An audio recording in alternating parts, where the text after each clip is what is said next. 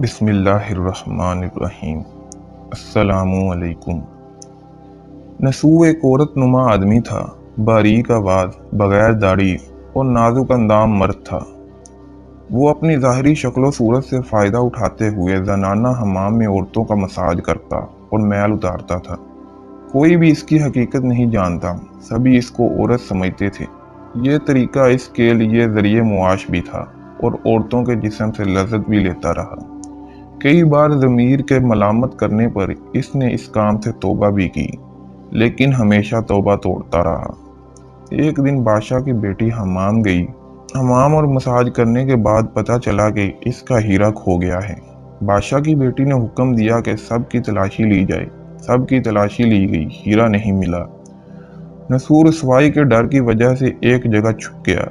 जब इसने देखा कि शहजादी की कनीज़ें इसे ढूंढ रही हैं, तो इसने सच्चे दिल से खुदा को पुकारा और खुदा की दरगाह में दिल से तौबा की और वादा किया कि आइंदा कभी भी ये काम नहीं करेगा, मेरी लाज रख ले। अचानक बाहर से आवाज़ आई कि नसूर को छोड़ दो, हीरा मिल गया है। नसूर नम आंखों से शहजादी से रुखसती लेकर घर आ गया। नसूर ने कुदरत का करिश्मा देख लिया था और हमेशा हमेशा के लिए इस काम से तौबा कर ली। कई दिन से हमाम ना जाने पर एक दिन शहजादी ने बुलावा भेजा कि हमाम आकर मेरा मसाज करो, लेकिन नसूर ने बहाना बनाया कि मेरे हाथ में दर्द है, मैं मसाज नहीं कर सकता। इसके बाद कभी हमाम नहीं गया। नसूर ने देखा कि इस शहर में रहना इसके लिए मुनासिब नहीं है। सभी औरतें इसको चाहती हैं और इसके हाथ से मसाज करवाना पसंद करती हैं। जितना भी गलत तरीके से माल कमाया था, सब गरीबों में बांट दिया और शहर से निकलकर कई मील दूर एक पहाड़ी पर डेरा डालकर इबादत खुदा में मशगूल हो गया। एक दिन इसकी नज़र एक भैंस पर पड़ी जो इसके करीब घास चर रही थी। इसने सोचा कि ये किसी चरवाहे से भागकर यहाँ आ गई है। तब तक मैं इसकी देखभाल कर लेता हूँ जब तक इसका मालिक ना आए। लिहाजा इसकी देखभाल करने लगा। कुछ दिन बाद भैंस ने बच्चा दिया और नसूर इसका दूध इस्तेमाल करने लगा। कुछ दिन बाद एक तजारती काफिले के अफराद रास्ता भूलकर इधर आ गए, जो सारे प्यास की शिद्दत से निढाल थे। इन्होंने नसूर से पानी मांगा। नसूर ने सबको दूध पिलाया और सबको सैराब कर दिया। काफिले वालों ने नसूर से शहर जाने का रास्ता पूछा। नसूर ने इनको आसान और नज़दीकी रास्ता दिखाया। जाने से पहले ताजिर ने नसूर को बहुत सारा माल दिया।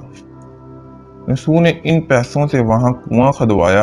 आहिस्ता आहिस्ता वहाँ लोग बसने लगे और इमारतें बनने लगी। वहाँ के लोग नसूर को बड़ी इज्जत और एहतराम से देखते थे। रफ्ता रफ्ता नसूर का जिक्र बादशाह तक पहुँचा, वही बादशाह जो इस शहजादी के बाप थे। बादशाह के दिल में नसूर से मिलने का बड़ा इश्तियाक पैदा हो गया। इन्होंने नसूर को पैगाम भेजा कि बादशाह इससे मिलना चाहते हैं, मेहरबानी करके दरबार तशरीफ़ ले आएं। जब नसूर को बादशाह का पैगाम मिला, इन्होंने मिलने से इनकार कर दिया और माजरत चाही कि मुझे बहुत सारे काम हैं, मैं नहीं आ सकता। बादशाह को बहुत ताज्जुब हुआ।